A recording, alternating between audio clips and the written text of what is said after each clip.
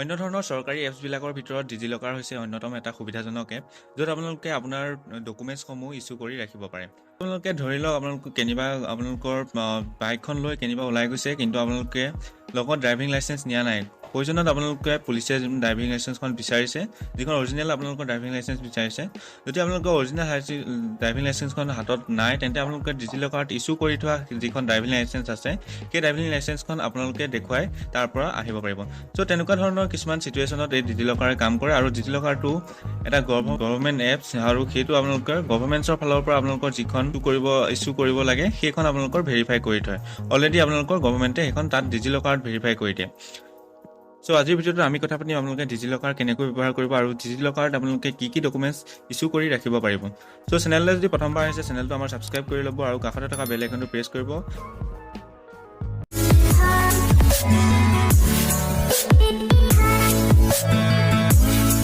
আজিকালি যিকোনো ধৰণৰ অনলাইন ফৰ্ম ফিলাপৰ ক্ষেত্ৰতো আপোনালোকে ডিজিলকাৰ ব্যৱহাৰ কৰিব পাৰে। যেতিয়া আপোনালোকে ফৰ্ম এখন ফিলাপ কৰিবলৈ যায়, তাত আপোনালোকে দেখে চাগে নিশ্চয়। চ' আপোনালোকে কাষত থাকে ফেচ ডিজিলকাৰ, তাৰপিছত অপশ্যন থাকে। সেই অপশ্যনটোৰ পৰা আপোনালোকে যদি ডিজিলকাৰ আছে, ডিজিলকাৰৰ লিংক আপোনালোকে শ্বেয়াৰ কৰি আপোনালোকৰ ডকুমেণ্টছসমূহ আপলোড কৰিব পাৰে। ভিডিঅ' আৰম্ভ কৰাৰ আগতে আপোনালোকক এটা এপ্লিকেশ্যনৰ কথা কওঁ, যিটো নাম হৈছে মাৰ্কেট ওল্ফ। ইয়াত আপোনালোকে স্ক্ৰীনত দেখাই থকা গ্ৰাফডাল আপোনালোকে প্ৰেডিক্ট কৰি তললৈ গৈছে যাবনে ওপৰলৈ যাব, সেইটো প্ৰেডিক্ট কৰি আপোনালোকে পইচা আৰ্ণ কৰিব পাৰে। লগতে ইয়াত আপোনালোকে ৰেফাৰ এণ্ড আৰ্ণ অপশ্যন আছে। ইয়াত আপোনালোকে এটা ৰেফাৰত 250কৈ পাব, আৰু প্লাছ আপোনালোকে যেতিয়া আপোনালোকে ছাইন আপ কৰিব, যেতিয়া আপোনালোকে ডেছক্ৰিপশ্যনত থকা লিংকৰ পৰা ছাইন আপ কৰিব, তেতিয়া আপোনালোকে 200 টকাই লগালগ ঘটিব পাৰিব। চ' ডেছক্ৰিপশ্যনত আপোনালোকে এটা লিংক পাব, সেই লিংকৰ পৰা আপোনালোকে জানি লওক আপোনালোকে কেনেধৰণৰ আপোনালোকৰ ডিজিলকাৰ আপোনালোকে ইউজ কৰিব। চ' ডেছক্ৰিপশ্যনত এটা লিংক পাব, নহ'লে আপোনালোকে প্লে ষ্ট'ৰত চাৰ্চ কৰিব, ডিজিলকাৰ বুলি চাৰ্চ কৰিব, আৰু এনেকুৱা ধৰণৰ এটা ইণ্টাৰফেচ দেখিব, যিটোত আপোনালোকে ডিজিলকাৰ এপটো ইনষ্টল কৰিব আহি আছে। ডিজিলকাৰ এপটো ইনষ্টল কৰাৰ পিছত আপোনালোকে অ'পেন কৰিব। অ'পেন কৰাৰ পিছত আপোনালোকে যিটো ইয়াত অপশ্যন দেখিব, এনেকুৱা এটা ইণ্টাৰফেচ দেখিব। ইণ্টাৰফেচ দেখাৰ পিছত আপোনালোকে ইয়াত যিটো গেট ষ্টাৰ্ট এটা অপশ্যন আছে, তাত ক্লিক কৰি দিব। ক্লিক কৰাৰ পিছত আপোনালোকে যদি আগতে কেতিয়াবা একাউণ্ট ক্ৰিয়েট কৰিছিলে, ছাইন ইন কৰিব। যদি নতুনকৈ আপোনালোকে একাউণ্ট ক্ৰিয়েট কৰিবলগীয়া হয়, তেন্তে ক্ৰিয়েট একাউণ্টত ক্লিক কৰিব। ক্লিক কৰাৰ পিছত আপোনালোকৰ এনেকুৱা এটা ইণ্টাৰফেচ দেখিব। ইয়াত আপোনালোকৰ দেখিছে ফুল নেম, আপোনালোকৰ আধাৰ কাৰ্ডত যিটো নাম আছে সেইটোত আপোনালোকে ইয়াত টাইপ কৰিব। টাইপ কৰাৰ পিছত আপোনালোকৰ ডেট অফ বাৰ্থটো চিলেক্ট কৰিব, কিমান আছে, কিমান মাহ আছে, কিমান বছৰ, এইটো আপোনালোকে চিলেক্ট কৰিব। তাৰপিছত আপোনালোকৰ মেল ফিমেল যি আছে চিলেক্ট কৰিব। তাৰপিছত মোবাইল নাম্বাৰ চিলেক্ট কৰিব। তাৰপিছত ছেট 6 ডিজিট টো আপোনালোকৰ ছিকিউৰিটি পিন, আপোনালোকে সেইটো নিজৰ মনৰ পৰা ভাবি আপোনালোকে দিব। পাছত আপোনালোকৰ লগ ইন কৰিব সময়ত আপোনালোকৰ দৰকাৰ হ'ব। তাৰপিছত আপোনালোকৰ ইমেইল ID আপোনালোকে দিব। তাৰপিছত আপোনালোকৰ যিটো আধাৰ নাম্বাৰ আছে, আধাৰ নাম্বাৰটো আপোনালোকে দি দিব। দি দিয়াৰ পিছত আপোনালোকৰ ছাবমিট অপশ্যনত ক্লিক কৰিব। যিটো ছাবমিট অপশ্যন আছে তাত ক্লিক কৰিব। ক্লিক কৰাৰ পিছত আপোনালোকৰ একাউণ্ট ক্ৰিয়েট হৈ যাব। ক্ৰিয়েট হোৱাৰ পিছত আপোনালোকৰ যিটো ছাইন ইন অপশ্যন আছে তাত যাব। তাত গৈ আপোনালোকৰ যিটো আধাৰ নাম্বাৰ আছে, সেই আধাৰ নাম্বাৰটো দিব। ইয়াত দিয়াৰ পিছত আপোনালোকৰ যিটো 6 ডিজিট পিন ছিকিউৰিটি পিন আপোনালোকে ছেট কৰিছিলে, সেই ছিকিউৰিটি পিনটো আপোনালোকে ইয়াত দিব। দিয়াৰ পিছত আপোনালোকে ইয়াত আকৌ ছাইন ইন অপশ্যনত ক্লিক কৰি দিব। তাৰপিছত আপোনালোকৰ এনেকুৱা এটা OTP আহিব, টেম্পৰাৰী OTP আপোনালোকৰ দিব আহিব, সেইটো আপোনালোকে ইয়াত দি দিব। তাৰপিছত আপোনালোকে ছাবমিট ক্লিক কৰিব।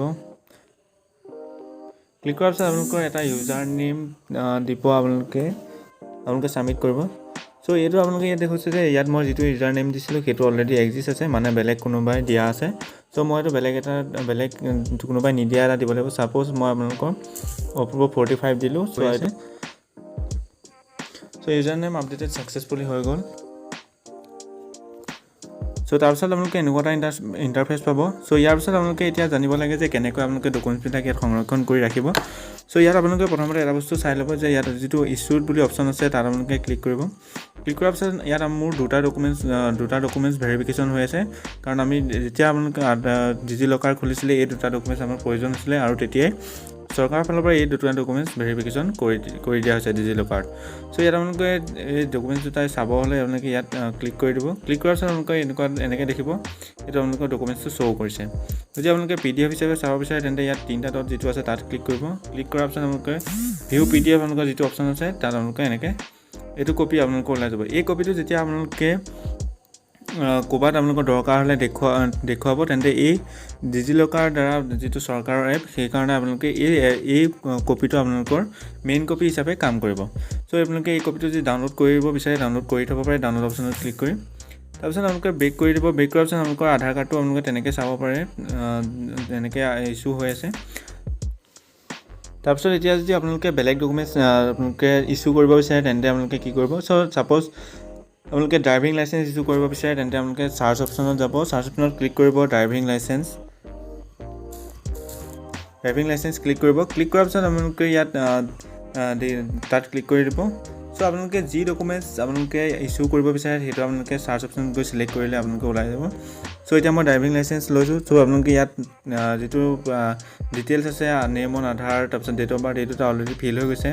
তাৰপিছত আপোনালোকৰ যি ড্ৰাইভিং লাইচেঞ্চ নাম্বাৰ আছে, নাম্বাৰটোকে এণ্টাৰ কৰিব। এণ্টাৰ কৰাৰ পাছত আপোনালোকে গেট যিটো ডকুমেণ্ট অপশ্যন আছে তাত আপোনালোকে ক্লিক কৰি দিব।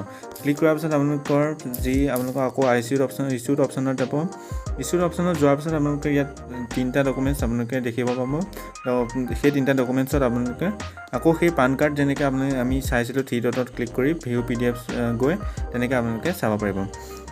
ঠিক তেনেদৰে আমাৰ আসাম ষ্টেটৰ যিবিলাক ডকুমেণ্টছ আছে সেইবিলাকো আপোনালোকে ইয়াত ইছ্যু কৰিব পাৰে। চ' ছাপ'জ আপোনালোকে আমাৰ ষ্টেটৰ ডকুমেণ্টছবিলাক ভৰাব লাগে। চ' আপোনালোকে ইয়াত আসাম ষ্টেট বুলি দেখিছে, তাত আপোনালোকে ক্লিক কৰি দিব।